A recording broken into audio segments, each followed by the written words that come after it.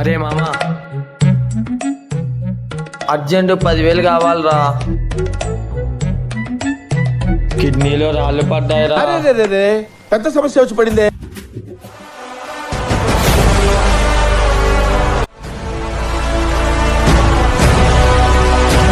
నీకోసం ఏరైనా అవుతా, సోరైనా అవుతా.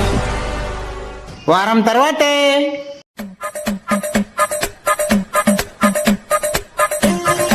ఏమైందిరా?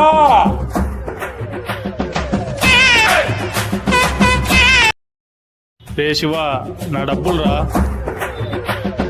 రే నా 10,000 దొబ్బింది, వీని చిప్పు దొబ్బింది. పోతే పోన్లే.